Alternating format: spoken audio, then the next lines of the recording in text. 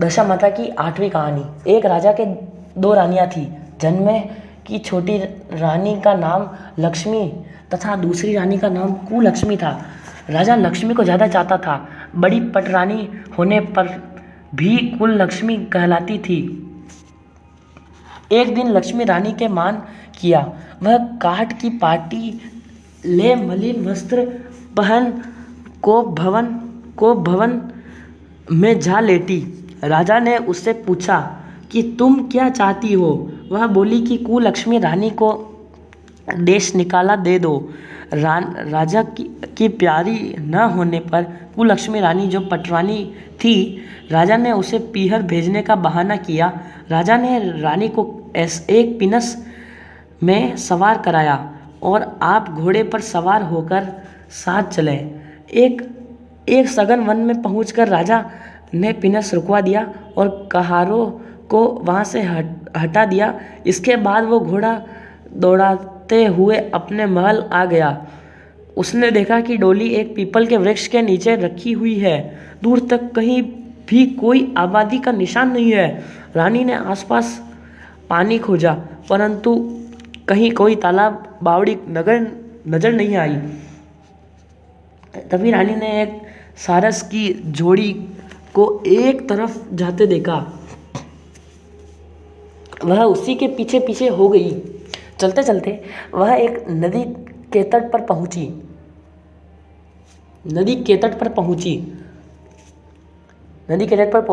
रानी ने पानी पिया। उसी घाट पर कुछ स्त्रियां स्नान कर रही थी। स्नान करके उन्होंने दशरानी के गंडे लिए। उनके पास एक गंडा अधिक था। एक गंडा रानी को दे दिया। रानी गंडा लेकर वहां से चली गई और डोले में आकर बैठ गई। थोड़ी देर में दशरानी एक बुढ़िया का वेश धारण करके वहां आई और रानी से बोला, बेटी यहाँ बैठी क्या कर रही हो। रानी ने कहा, पहले तुम यह बताओ कि तुम कौन हो। बुढ़िया ने कहा कि मैं तेरी मौसी हूँ। तब रानी उसके गले लगाकर लिपट कर रोने लगी।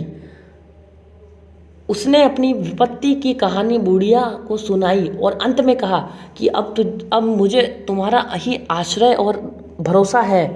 दशरानी की कृपा से उसी जगह माया का शहर बस गया।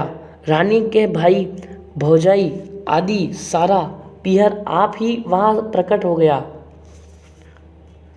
रानी ने अपने परिवार से मिलकर 9 दिन तक दशरानी की कहानियाँ कही। 10वें दिन गंडे की पूजा होती थी। उसी दिन सवेरे दशरानी ने कहा कि तुम आज नदी में स्नान करने जाओगी।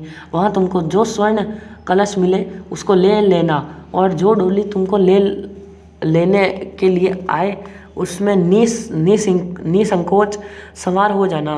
रानी नदी में स्नान करने गई। स्नान करके जल में बाहर निकली तो किनारे पर 2 सोने के कलश रखे मिले। रानी ने वस्त्र बदलकर ज्यों ही भरे हुए घड़े को लेकर अपने स्थान की ओर चलना चाहा, त्यों ही एक डोली सामने से आती हुई दिखाई दी। रानी समझ गई कि हो ना हो इसी डोली के बारे में मौसी ने मुझे कही थी। वह फौरन डोली में सवार होकर अपने घर गई। वही माया के परिवार की सब स्त्रियों समेत रानी ने दशरानी के गंडे की पूजा की सुहागिनों को भोजन कराया और पारणा किया। तदंतर रानी अपने पीहर के परिवार में आनंद पूर्वक हिल मिल कर रहने लगी। कुछ दिनों बाद सहसा राजा का रानी को याद आई। वह घोड़ा लेकर रानी को खोजता हुआ उसी स्थान पर पहुंचा जहां वह रानी का डोला रख आया था। परंतु वहां यह देखकर बड़ा आश्चर्य हुआ कि जहां सघन वन था वहां सुंदर नगर बसा हुआ है। राजा के पूछने पर लोगों ने कहा कि यह कुलक्ष्मी रानी का नगर है। राजा आश्चर्य में डूबा और विचार करता हुआ महल के पास पहुंचा और इतला कराई कि अमुक राजधानी का राजा मिलने आया है। रानी ने राजा को पहचान कर उत्तर दिया कि मैं ऐसे दगाबाज राजा से मिलना नहीं चाहती, परंतु उसकी मौसी ने समझाया कि पति परमेश्वर होता है, उससे कभी विमुख नहीं रहना। यह सोचकर रानी ने राजा को महल के भीतर बुलवाया और वहीं ठहरा दिया। दोपहर को राजा भोजन करने गए। उनके साथ एक नाई था। वह भी राजा के समीप ही खाने को बैठा। रानी ने राजा तथा उस नाई को भोजन परोसा। पहली बार जो ही रानी परोसने आई तो नाई ने उसके पांव पर रायता का एक छींटा डाल दिया। रानी ने उसकी इस क्रिया को नहीं जाना। दूसरी बार रानी परोसने आई तब उस दूसरी पोशाक पहनकर आई। इस तरह बार बार रानी पोशाक बदलकर आ रही थी। राजा के मन में आया कि यहाँ तो कई रानियां हैं, इनमें से मैं अपनी रानी को कैसे पहचानूं। डेरे पे आकर राजा ने नाई से कहा कि यहाँ तो कई रानियां हैं, यह कैसे मालूम हो कि अपनी रानी कौन है। नाई बोला कि रानी तो एक ही है, वह पोशाक बदल बदल कर परोसने आई थी, इससे आपको भ्रम हुआ है। राजा ने पूछा कि तूने कैसे जाना कि रानी एक ही है। वह बोला कि मैंने पहले ही रानी के पैर पर रायता का छींटा डाल दिया था।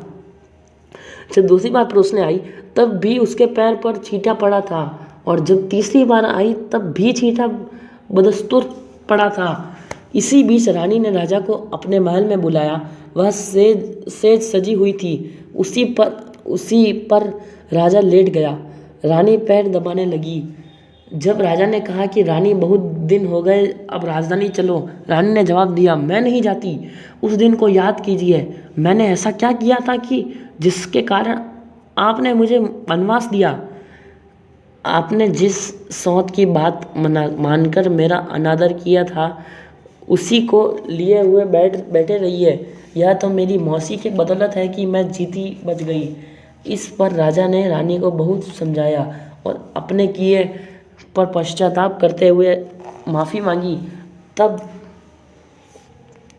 रानी बोली कि मैं केवल एक शर्त पर आपके साथ चल सकती हूँ। आप मेरी मौसी से यह वरदान मांगिए कि यह शहर और बाग बगीचे आपकी राजधानी के समीप पहुँच जाए, जिससे जब मेरा जी चाहे आपके महल में रहूं और जब जी चाहे मौसी के दिए महल में रहूं।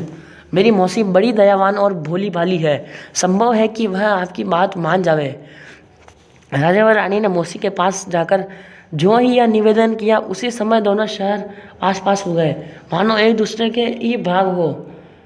राजा ने दशरथ की कृपा का प्रभाव जानकर शहर में ढिंढोरा पिटवा दिया था। अब से सभी लोग दशहरानी की पूजा किया करें। है भगवती दशहरानी, आपने लक्ष्मी रानी पर जैसी कृपा की, वैसी हर स्त्री पर दया करके उसे सर्व सुख देवें। जय दशा माता की जय।